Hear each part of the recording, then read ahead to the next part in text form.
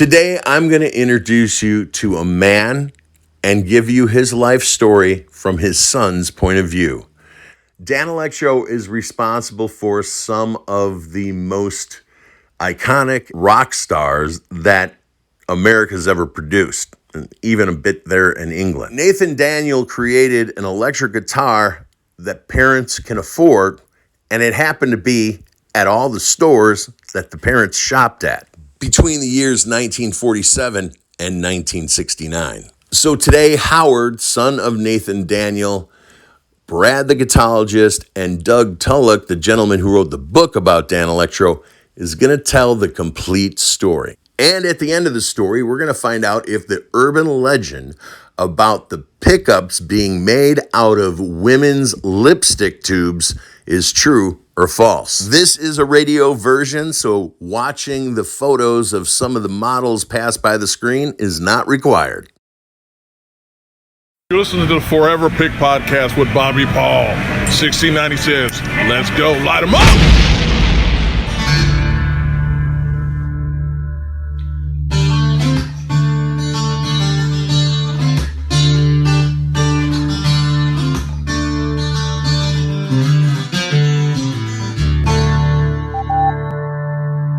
Hello, Dano Fanos. Hello, Dano Fanos. Come in, Dano Fanos. Hey, everybody, it's Bobby Paul. I am your host here on the Six Strings Under podcast. Today, we are going to sit down with a man by the name of Howard Daniel, son of Nathan Daniel, was kind enough to share a lot of personal stories about his family. Joining us in the story today, first being Brad the Guitologist, oddly enough, makes his money as a vintage ampologist. He fixes amps. Guitarologist meaning someone who studies guitars. That's a hobby of his, and he's very knowledgeable and shares that information freely. But he feeds his family as an ampologist, fixing these amps that he has studied. So if you don't have anyone in your general area who could fix an oddball amp, you might want to look to YouTube and find Brad the Guitologist and drop him a note and enjoy some of his content.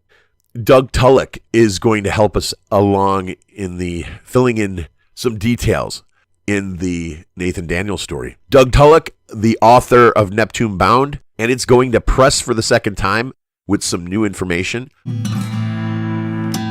I do know this. I do know for a fact that Nathan Daniel was very early into guitar technology. I don't know for a fact. I mean, I've never found a patent. But like his son said, he never really patented anything, so I don't know. And I was surprised to read that Nat Daniel might have gotten there first. And I would be interested to see if anybody, especially, and here's what I wanted to do at one point. I actually wanted to travel to New Jersey and visit his old factory and go to the library there and see if I could dig up some of this stuff, so any information on him at all, because he is a very interesting figure in guitar history. And not just for the amplifier side, but for the guitar side and stuff too later on. Extremely interesting guy, and the way he builds all the stuff coming out of his factory, if you just pick it apart and you actually look at the materials that he was using and the methods with which everything was put together, he reminds me of my grandpa. And so he was one of these guys who would take a broken lawn chair and he would fix it with like hay baling wire, you know what I mean? And you'd be sitting on it for the next 15 years with hay baling wire, you know. But that's what Nat Daniel's stuff reminds me of. If you actually look at it.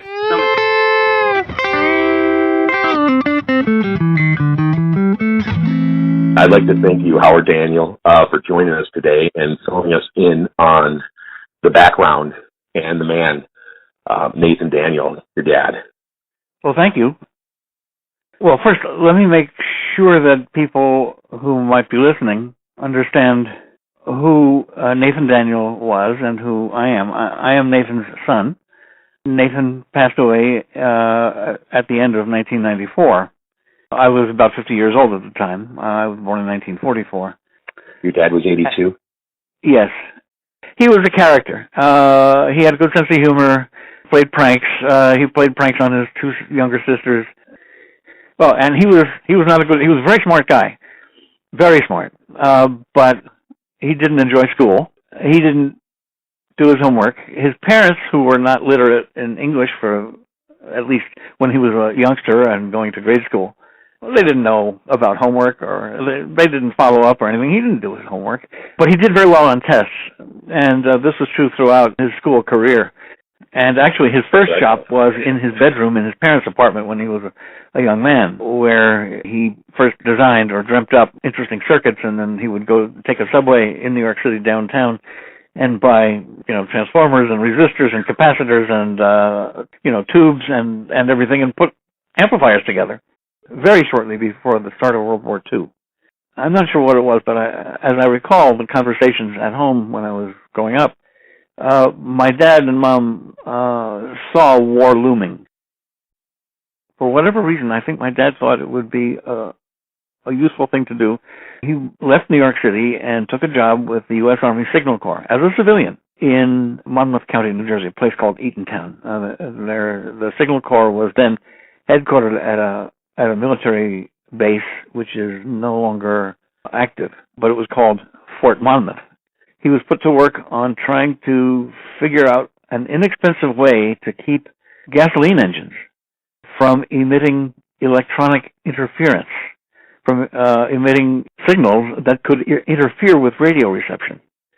Because sometimes if, say, a courier on a motorcycle came roaring up to a place where the troops were getting ready to engage the enemy, and somebody was on a walkie-talkie, and this motorcycle or a Jeep came around, it would emit enough static that the transmission was not interrupted, but it became unintelligible. And there was some kind of an expensive way that the manufacturers had of trying to defeat this.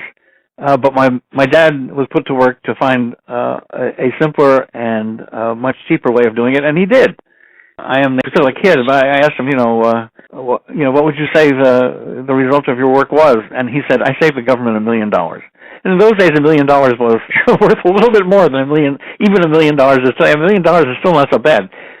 On that project, he was sent out away from Fort Monmouth. He was sent to work with vehicle manufacturers, with Jeep manufacturers in Detroit, and motorcycle manufacturers, I think, it was a brand of motorcycle, may still be there, called Indian motorcycles. And so my dad made the Jeeps and the motorcycles that the Army was using. He saw to it that they didn't interfere with radios that the troops were using when they drove up. World War II was over. He left the government. He and my mom had already moved to New Jersey, so after he left the Signal Corps, he opened up his business, and nearby, it was in the town of Red Bank, which is basically the next town up from slightly to the north of Eatontown, and Eatontown being the location of Fort Monmouth. And Dad didn't usually refer to it as the factory. He always called it, quote, the shop. I know you've said that your work is that of a luthier, which is fascinating, and my dad never employed a luthier, and he was certainly not a luthier himself. One of the secrets to making his instruments inexpensively, and therefore making them available to youngsters and beginners and people who couldn't afford to lay out hundreds of dollars for a fancy instrument or a brand that people were anxious to have, was the fact that the people he employed were ordinary people who were just looking for a job, who had no previous experience in making amplifiers or guitars at all. They were just people who kind of knew how to use tools and were reasonably bright. Unlike, say, the name is a violin maker, Stradivarius, who made the entire violin himself. So people had very specific jobs. Nobody put an entire amplifier or an entire guitar together. Everybody did their specific area of expertise, and it all got put together in the final assembly areas, and then it finally went to the area where it was packed up and shipped out. In that way, he was able to hire people at a reasonable cost. I think they were relatively well taken care of in terms of wages. Those who passed went past the first week when they were working at minimum wage. It was basically a friendly place. Everybody called my dad by his first name. They all called him Nat. And I was working in the factory during the summer. And I started when I was 14, which was the earliest you could get a work permit as a youngster in New Jersey, where I grew up. And your dad gives you the first job of doing what? The first job, I had a number of jobs. I worked there for several summers while I was in high school and in college. And the first job I had was nailing baffles together. The speakers, in an amplifier cabinet, the speaker is mounted on something called a baffle. And it was two pieces of material. One was a big one, flat thing with a hole cut in it that the speaker was mounted against. And then perpendicular to that large piece was another piece that fit into the cabinet in a certain way, and they needed to be nailed together. And so for the first week, I was nailing those two pieces of material together with a hammer and nails. Lots of nails, I don't remember how many nails in each one. It probably varied on the size. Long before the end of the first day, the palm of my hands was totally blistered. And my dad's attitude about that was, it's okay, that's part of the job. I was also working like everybody else in the factory who would be hired, a new hire. I worked for minimum wage. In those days, minimum wage was $1 an hour. And my dad used to hire people at minimum wage, give them some job, see how well they did. If they did well, at the end of the first week, usually they would get a significant raise. And as they continued doing well, they would get a series of raises. If they didn't do well, they were let go, sometimes even before the end of the first week. So I was hired at minimum wage, and that's probably all I made throughout that, at least that first summer. And I thought $1 an hour was fabulous money. I mean, I was a 14-year-old kid in 1958. That was real money. I didn't get all of it. Uncle Sam got some of it, but I took home whatever, $36 or ever each week, and I felt like I was swimming in money. I remember the first Saturday after that first work week, my family drove into New York. I'm not sure quite what the purpose of that particular trip was, but my dad suggested that I take my mom out to dinner that evening. And he named a particular restaurant. It was in the theater district, where Broadway musicals and other plays take place. It was a very nice Italian restaurant that people at that time knew about. I believe it's no longer in operation, called Mama Leone's. And when my dad suggested I take my mom for dinner there, I knew enough to figure out that was going to basically eat up the entire paycheck. And I don't know if it was the look on my face or I said something, and he said, "That's okay. It'll teach you the value of $1." And it did. You had the greatest dinner. So that was 1958. You got $36 in your pocket. You probably had enough money in your pocket with tax to go to Sears and buy the Silvertone guitar. Yeah, I wouldn't. My dad was generous. He brought a guitar home.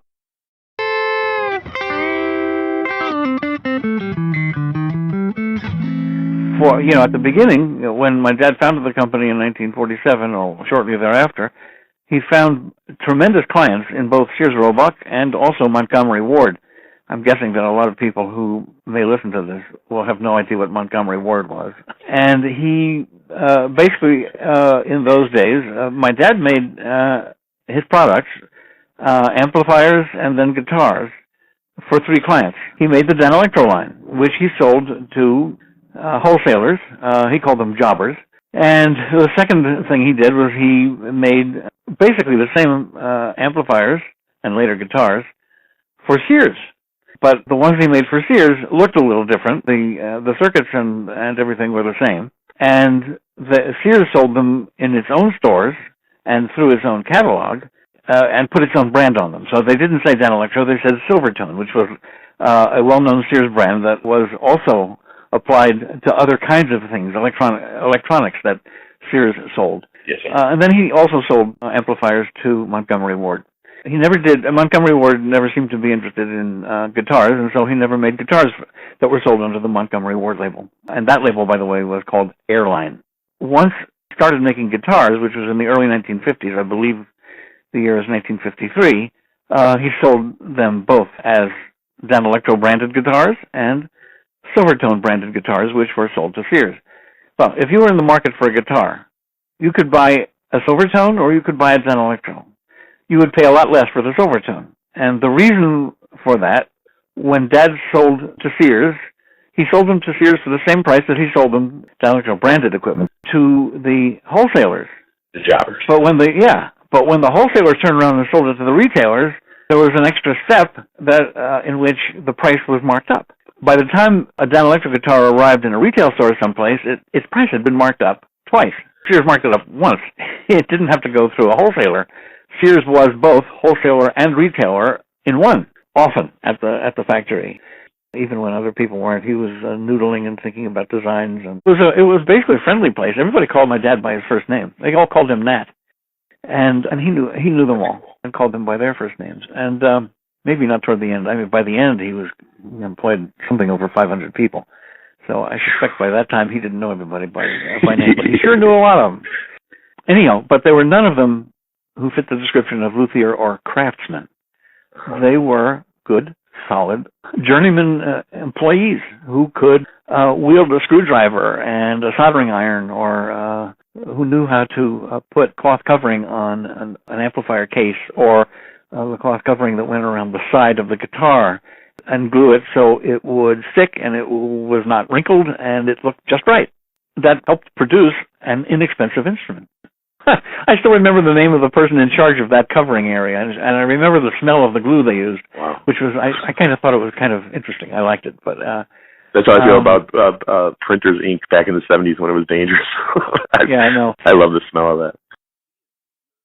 Yeah.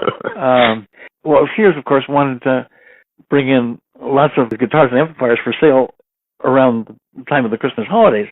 And so throughout the summer, the factory was usually working overtime to meet the demand, and they always had a bit of a backlog of orders. The fact that people would typically be asked to work an extra hour every day. Of course, they were paid overtime, time and a half of their normal wage, and usually several hours, I think, mornings on Saturdays. And I remember specifically there was a time when I guess the backlog was so big that people were asked if they could come in and work on Sundays. That was a very rare occasion that happened. And my dad shut down for a week in July. That's when the NAMM show takes place. You know, he would close the factory down and go with a couple of key people from the company to the NAMM show. While my dad and some of the other key people were not there, it was a good time to give everybody a week's vacation. People couldn't, the employees of my dad's company couldn't take vacation whenever they felt like it. They got a week's vacation. Okay, now, as Howard puts it, there were some key players that would go to NAMM. That's just all he said. Vincent is one of those key players. Sure. Most of the people listening don't know who Vincent Bell was to the Danelectro story. What do you know about him? Vincent Bell was another guy there, another mind. He was well-footed in the local music scene, and played with Sinatra. And Vinny's contribution was brought in to develop along with Nat. I ask myself, how does Nat get his pulse on the culture 22 years younger than him? So Vinny didn't have his pulse on it. Vinny was part of the pulse of the culture at that time, and he was helping design these guitars. Vinny was an integral part of design in that era.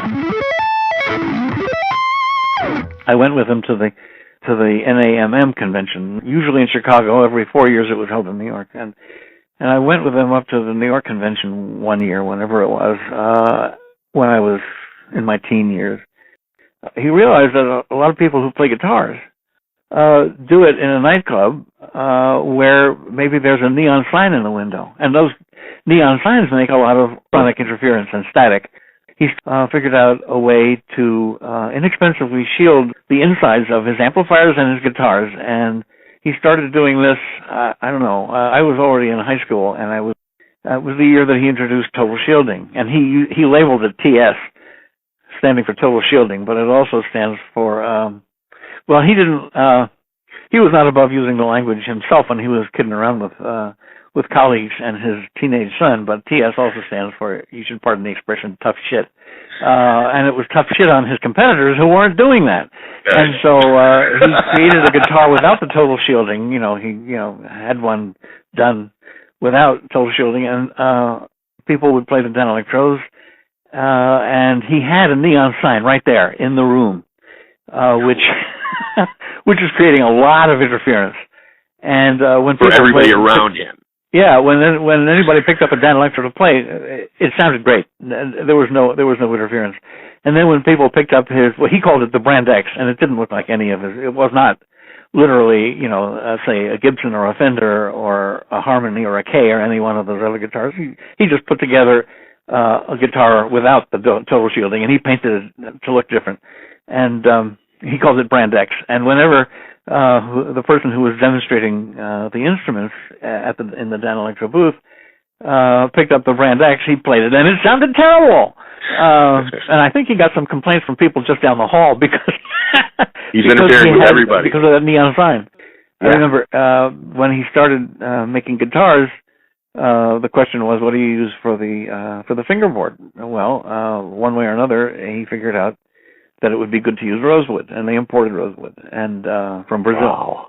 I remember he went to the supplier of this rosewood, and that supplier told him a story that he brought home, told my mom and me at dinner one evening.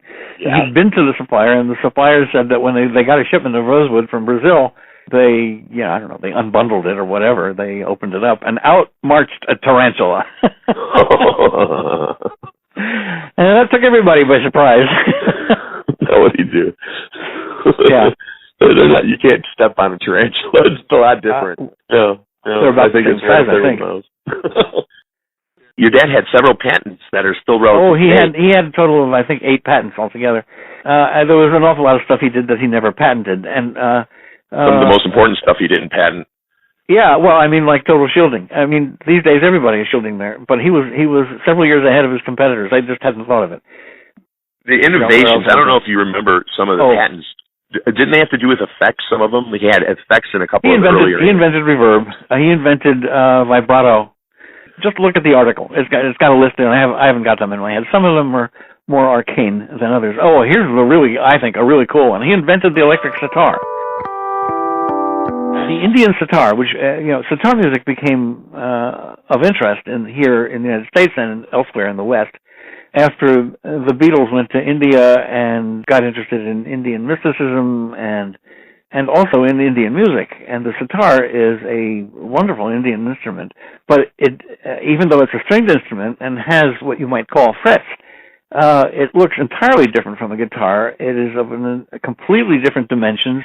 The frets are spaced very differently, and if you know how to play the guitar, you don't necessarily know how to play the sitar. In fact, I would go further and say, if you can play the guitar, you cannot possibly play the sitar without learning an entirely new instrument. It would be basically like asking a guitarist to pick up a violin and play it. He figured out what it is that makes the sitar sound, have that distinctive sound.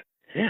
And so what he did was he created, basically he took the basic model of guitar, and instead of having a regular bridge, he put in a slightly curved bridge that would make the strings buzz. But the neck was the same. If you can play guitar, you can play that sitar. So he called it the electric sitar, and his invention. Now, the 2 models that you talked about, there was a fancier model and a less fancy model. Fancier model, they also had what he referred to as drone strings. In addition to the 6 strings of a guitar, there were about a dozen other strings off to the side, mounted, in this case, from point A to some other point A to point B, on the body of the guitar. And they were not intended to be played. Instead, they just produced sympathetic vibrations because they picked up the vibrations of the strings that you play and produced additional sounds with lots and lots of harmonics. And of course, there was a pickup underneath it. So that added to the exotic sound of the sitar. So that was the more expensive model. You might have the book, Neptune Bound, can see photographs of it. The ability to get a guitar inexpensively, and it was a good guitar, a very playable guitar, The neck was fabulous, and it had it was a slender neck, but very strong, never warped. My dad did not believe that truss rods that you find in most guitars to adjust the neck counteract the bowing action or the bowing pressure caused by the strings of a tuned-up guitar, which tend to want to make the neck bow. My dad didn't believe in having an adjustable truss rod. He believed in putting instead steel I-beams, 2 of them, inside the neck, and enclosing them so tightly in there that they made the neck unwarpable. He didn't find he was looking for an I-beam, not just a piece of steel of a certain size.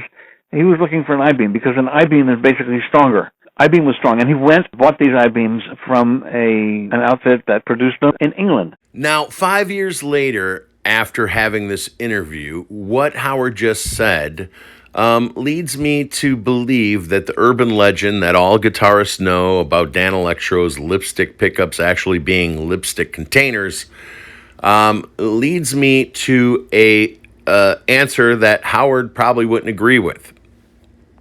We'll get to that at the end when we do a recap. And he imported them from England. The I-beams inside a Danelectro neck were quite small, but they were still I-beams and they had that kind of strength. We've basically heard of almost no complaints at all about Danelectro necks remaining true. And the action was good. These were good instruments, and they were affordable. So an awful lot of people got their start playing the guitar, and some of these people became well-known names. So I think it's fair to say that my dad got an awful lot of people started playing the instrument. Who not only started with the guitar, but recorded with the guitar later. Yeah, no, a number of people recorded with it, and some people are famous for using it. I'm Randy Bachman. I sit here with my first guitar. I got my first guitar through in Winnipeg, Manitoba, through the Sears catalog. Saw this beautiful little black guitar and ordered one. This guitar pretty much changed rock and roll. It's used by most of the early bluesmen and rock and rollers. I still go to this guitar all the time when I'm making a record. It gets to sound like nothing else. It's the electric guitar that started the rock and roll revolution. So, as a result, these quite good instruments, amplifiers and guitars that is, were available quite inexpensively. I believe $35 was the introductory price. Yeah, it was a great bargain. And as a result, an awful lot of young people, maybe not only young people, but in particular young people, had a Danelectro-made guitar, usually a Silvertone, sold through Sears as their first, or one of their first guitars.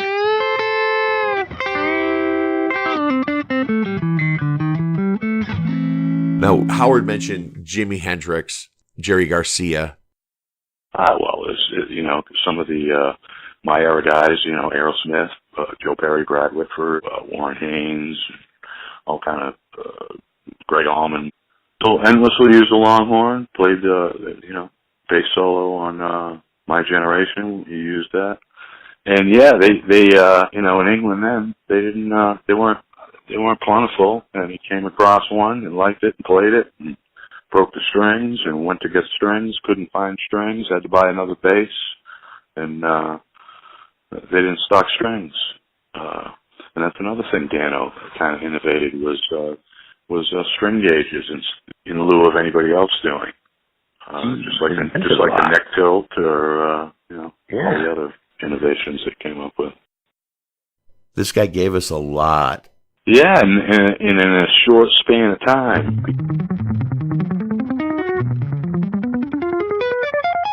Sometime after he passed away, when he did pass away, I pulled some information together and wrote what would be the makings of an obituary, and then sent it off to quite a few places, varying from the New York Times to Rolling Stone. And later I was contacted by somebody by the name of Doug Tulloch, who is the fellow who created a book called Neptune Bound, which is the most complete book on Danelectro that I'm aware of. He asked if I would write the introduction to it, which I did. Later, I tweaked it just a little bit, and it is now on my website. And there's probably more good information there about Danelectro and my dad. I think my dad's reputation rests on two big things. One, was the fact that he made great instruments at a very affordable price that, although he wasn't thinking about this at the time, helped a number of, I think of them as just legions, an army of young people able to start the guitar because they could afford it and it was very playable. Some of them became serious about it and made a name for themselves as musicians. The other thing that makes my dad, I think, very special was the incredible range of innovations he introduced. He was way ahead of his time. When the factory was closed down, my dad kept only 2 guitars, no amplifiers. My son has one of them. It's a Longhorn.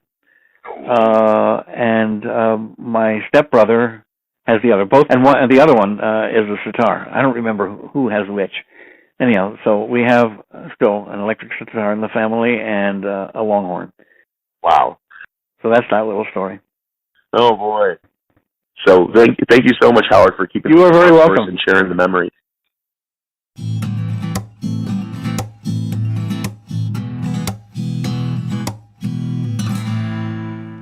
Now, Howard told me on the phone after all these interviews aired that his father absolutely did not buy lipstick capsules from a lipstick company and turn them into pickups.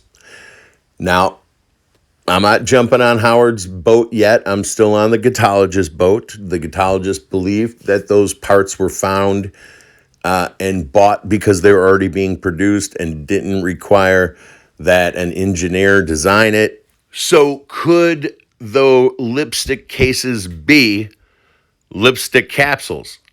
Well, they're absolutely not, because lipstick capsules are not rounded on both ends, generally only one end, and are the pieces that were used over the tuning pegs from an Airstream trailer, trim piece, very possibly, because he needed a piece of aluminum, a certain shape, and that just happened to fit it. So I'm sure a lot of the parts that you do find on Danelectro, you will find in other products, that he wasn't exclusively hiring somebody to design and produce a piece. He was just buying pieces as if he went to the hardware store to get the right size screw. Links below for all of the YouTube channels, books, and websites, and how to get those beautiful picks that I make by hand are all below. And please, if you enjoyed, thumbs up and consider subscribing. We're actually a really cool, tight family here.